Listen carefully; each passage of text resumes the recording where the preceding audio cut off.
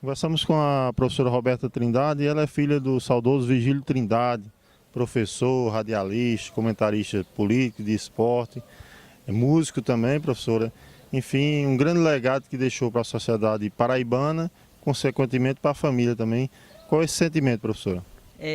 Eu costumo dizer que há na nossa relação familiar, além da relação de pai e filha, uma relação muito estreita em virtude da condição profissional e da própria ideia de se formar um ídolo, né? E isso em virtude de quê? Exatamente do legado, das orientações, daquilo que em vida se aprendeu em relação ao que é Vigílio Trindade. Então, do jeito que a sociedade sente, uma presença forte, marcante, que orientava muita gente, que tinha um bom relacionamento, isso em casa ficou muito característico e nós tivemos a oportunidade de aprender muito no colo todos os valores que, graças a Deus, ainda hoje conseguimos reproduzir na nossa vida.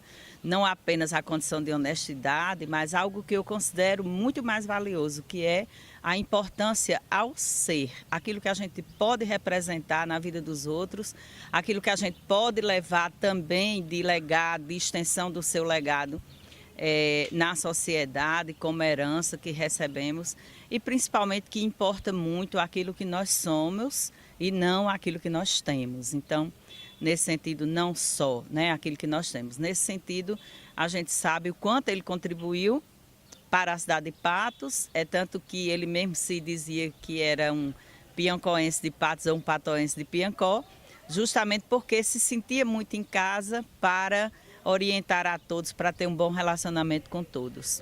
Nesse momento em que nós comemoramos os 10 anos da sua partida, os 10 anos da sua ausência aqui no nosso convívio, a gente sente o quão ainda é importante a presença do legado, do que ficou, do nome que se formou, porque as pessoas ainda chegam lá no nosso escritório e conversam muito e sentem muita falta e olham para a fotografia e evidenciam muito a presença, o quanto foi importante a presença dele, como você já disse, no rádio, no futebol, na FIP, no escritório de contabilidade, em todas as atividades que realizava e que para ele eram feitas com muito zelo, com muito carinho, com muito amor, porque ele gostava muito de tudo aquilo que ele fazia. E gostava muito de andar a pé pela cidade para encontrar as pessoas e apertar na mão e olhar no olho. E isso é uma coisa que, assim, na minha análise, é uma coisa muito valorosa. A prova disso é que ainda hoje as pessoas falam muito, sentem muito a ausência, referenciam muito seus valores. E isso, para mim, enquanto filha, é motivo de muito orgulho. Ponto de encontro também, como a senhora falava, a questão do escritório. Eu lembro que ele falava, os vários políticos que iam consultar, até mesmo escutar os conselhos de Vigílio, que tinha uma experiência muito vasta e gostava muito da política propriamente dita, política bem feita, políticas públicas, que hoje está tão carente no nosso país. Certamente ele também deixa esse legado como político que foi, professora? E ele tinha esse de almejar um passo maior, embora a sociedade naquele tempo não compreendeu ainda, mas ele dava a sua contribuição. Eu sempre observo muito a quantidade de pessoas mais simples, pessoas de altos e elevados cargos, que chegavam lá no escritório só para conversar, só para receber essa orientação. De todas as áreas, os jornalistas, os economistas, os prefeitos, os deputados, que vinham conversar política, mas que vinham também, com toda certeza, ter um relacionamento dessas áreas de atividade. Como você cita, políticas públicas, era um tema que para ele era muito caro. Por quê? Porque se relacionava com o bem-estar da vida da sociedade. E essas pessoas, vez por outra, ainda passam no escritório para sentir aquela presença. Eu lembro que numa das homenagens que ele recebeu pós-morte, que foi o nome da biblioteca da UEPB, E outra vez, num conjunto de casas populares, que ainda nem está muito claro isso para a sociedade, mas o conjunto Vista da Serra 2, foi dito pelo governador à época, Ricardo Coutinho, que seria com o nome dele. E eu, nos dois casos, eu disse que eram grandes homenagens, por quê? Uma porque se tratava do relacionamento com a educação, que era para ele a menina dos olhos. A educação como sendo promotora do desenvolvimento. Uma área que ele gostava muito, inclusive era professor da disciplina de desenvolvimento econômico, e lembro que enquanto aluna dele era o que ele mais evidenciava, que a educação ainda não tinha cumprido seu papel, mas precisava cumprir. E quando vi o seu nome numa biblioteca, eu fiquei pensando o quão satisfeito ele estava, porque estaria lá todas as vezes que alguém fosse buscar a biblioteca para aprender mais. E em relação ao conjunto, porque estou citando? Porque sei também que era motivo de muito orgulho para ele estar com o nome no conjunto de casas populares. Lembrando que o povo precisa mesmo ter todos os seus direitos que já estão assegurados na Constituição efetivados. Então, tenho toda certeza que aquela homenagem, se ele puder estar de lá analisando, era algo que ele ia valorizar muito por isso, porque estava próximo das pessoas que ele tinha muito prazer em conviver e queria muito que a vida de todo mundo, principalmente aquelas pessoas mais pobres, mais simples, massiva, né? O povo mesmo, na verdade, tivesse uma vida mais digna. E ele tratou muito sobre isso, tentou muito fazer ações nesse sentido. A sua vida política revelava isso, enfim.